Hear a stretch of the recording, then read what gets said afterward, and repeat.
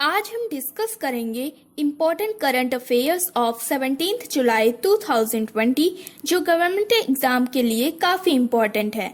आपने अभी तक अगर ZTV एजुकेशन एंड एग्जाम का चैनल सब्सक्राइब नहीं किया है तो प्लीज़ सब्सक्राइब कर लीजिए, क्योंकि हम हर रोज़ इम्पोर्टेंट करंट अफेयर्स आपके सामने लाते रहेंगे। तो चलिए अब शुरू करते हैं। भारतीय रेलवे अगले 3.5 वर्षों में पूरी तरह से विद्युतीकृत हो जाएगी। भारतीय रेलवे अगले 3.5 वर्षों में 100% विद्युतीकृत की ओर बढ़ेगा। रेल मंत्री पीयूष गोयल ने घोषणा की कि 16 जुलाई 2020 को भारतीय उद्योग परिसंघ CII द्वारा आयोजित एक कार्यक्रम को संबोधित करते हुए मंत्री ने साझा किया कि 2030 तक प्रत्येक भारतीय नागरिक दुनिया के सबसे बड़े स्वच्छ रेलवे का एक गर्वित मालिक होगा। उन्होंने एक कार्यक्रम में यह घोषणा की जिसका विषय था आत्मनिर्भर भारत की ओर नवीकरणीय ऊर्जा निर्माण। मंत्री ने इस बात पर भी प्रकाश डाला कि केंद्र सरकार नवीकरणीय ऊर्जा के लिए मेक इन इंडिया को बढ़ावा दे रही है और उद्योग आत्मनिर्भर बनाने के लिए पूरी तरह से प्रतिबद्ध है।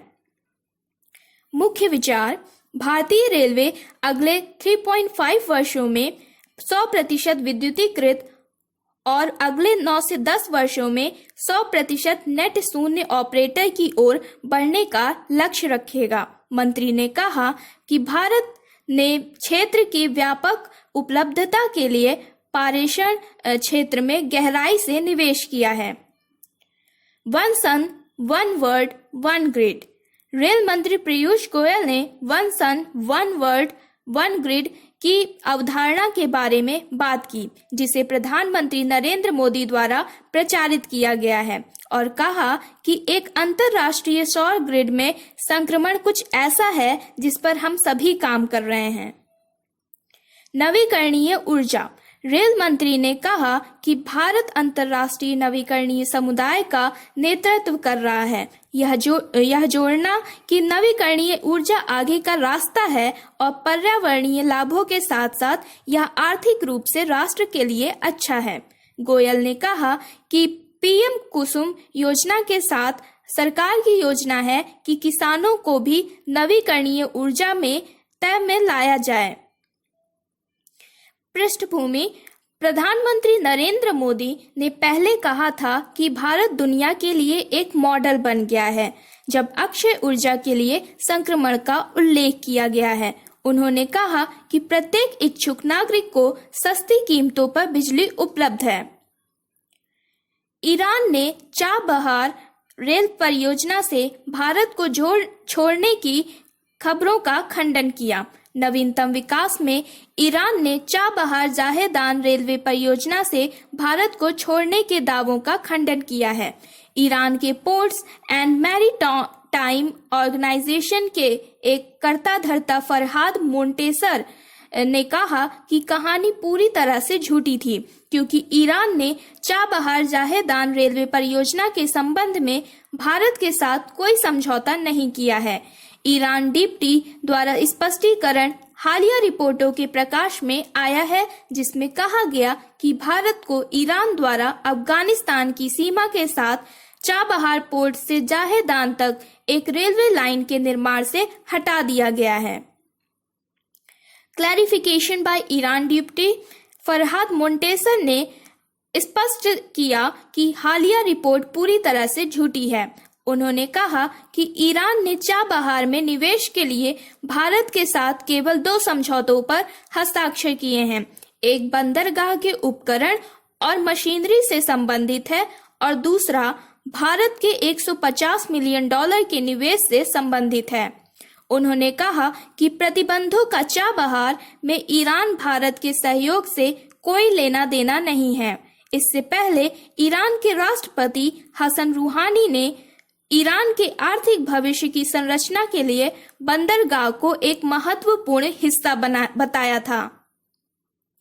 बैकग्राउंड: ईरान से बर्खास्तगी पहले की रिपोर्टों के जवाब के रूप में हुई, जिसमें उल्लेख किया गया था कि ईरान ने भारत को अफगानिस्तान से लगी सीमा के साथ चाबहार बंदरगाह से जाहेदान तक एक रेलवे लाइन के निर्माण से हटाने का फैसला किया था और ईरानी सरकार ने आगे बढ़ने का फैसला किया था अपने ही निर्माण में। रिपोर्ट में उल्लेख किया गया कि फंडिंग में देरी और भारत सरकार की ओर से परियोजना की शुरुआत भारत के ड्रॉप आउट होने का कारण है। रिपोर्ट के अनुसार यह भी उल्लेख किया गया है कि IRCON international Indian public sector railway company ने परियोजना के लिए सभी सेवाएं और धन मुहैया करवाने का वादा किया है, जिसका अनुमान लगभग 1.6 बिलियन डॉलर है। किस राष्ट्र ने अंतर्राष्ट्रीय हवाई यात्रा को फिर से शुरू करने के लिए द्विपक्षीय वायु बुलबुले तंत्र बनाने का निर्णय किया है? इसका सही उत्तर है भारत। केंद्रीय नागरिक उड्डयन मंत्री हरदीप सिंह पुरी ने 16 जुलाई को एक प्रेस ब्रीफिंग में घोषणा की कि द्विपक्षीय स्थितियों के बीच कुछ शर्तों के साथ द्विपक्षीय यात्रा के दौरान द्विपक्षीय हवाई बुलबुले को फिर से शुरू करने का तरीका होगा। भारतीय रेलवे का लक्ष्य कितने वर्षों में पूरी तरह से विद्युतीकरण करना है? जैसा कि हमने पहले बताया कि भारतीय रेलवे का लक्ष्य 3.5 वर्षों में 100% विद्युतीकरण की ओर बढ़ेगा। रेल मंत्री पीयूष गोयल ने 16 जुलाई 2020 को भारतीय उद्योग परिसंघ CII द्वारा आयोजित एक कार्यक्रम को संबोधित करते हुए यह घोषणा की। मंत्री ने कहा कि 2030 तक प्रत्येक भारतीय नागरिक होगा दुनिया के सबसे बड़े स्वच्छ रेलवे का एक गर्व मालिक होगा। 15 जुलाई 2020 को दुनिया के शीर्ष व्यापार मैग्नेट और राजनेताओं का कौन सा सोशल मीडिया पेज हैक हो गया? इसका सही उत्तर है ट्विटर। एक कथित बिटकॉइन घोटाले में दुनिया के कुछ शीर्ष व्यापारिक मैग्नेट, राजनेताओं और मशहूर हस्तियों के ट्विटर अकाउंट हैक कर लिए गए थे। कुछ खातों में पूर्व अमेरिकी राष्ट्रपति बराक ओबामा, माइक्रोसॉफ्ट के सह संस्थापक बिल गेट्स, टेस्ला के CEO एलोन मस्क, अमेजन के CEO जेफ बेजोस, डेमोक्रेटिक अमेरिकी राष्ट्रपति पद के उम्मीदवार जो बिडेन, माइक ब्लूमबर्ग और सेलिब्रिटी किम कार्दाशियन और कान्ये वेस्ट शामिल हैं। गूगल को कथित रूप से गूगल मैप से किस राष्ट्र को हटाने के लिए बैकलैश मिल रहा है? इसका सही उत्तर है फिलिस्तीन। फिलिस्तीन को कथित रूप से गूगल मैप से हटाने के लिए गूगल के खिलाफ विशेष रूप से सोशल मीडिया पर एक बड़ी सार्वजनिक नाराजगी हुई है। हालांकि गूगल का दावा है कि फिलिस्तीन ने कभी भी इसे पहले स्थान पर लेबल नहीं किया था। किस राज्य ने 31 जुलाई तक पूर्ण तालाबंदी कर दी है? इसका सही उत्तर होगा बिहार। बिहार सरकार ने 16 जुलाई से शुरू होकर 31 जुलाई 2020 तक राज्य में पूर्ण लॉकडाउन लागू किया है, जिसमें कोविड-19 का प्रसार शामिल है। पिछले 3 हफ्तों के दौरान राज्यों में कोविड-19 मामलों की संख्या में खतरनाक वृद्धि के कारण यह निर्णय लिया गया।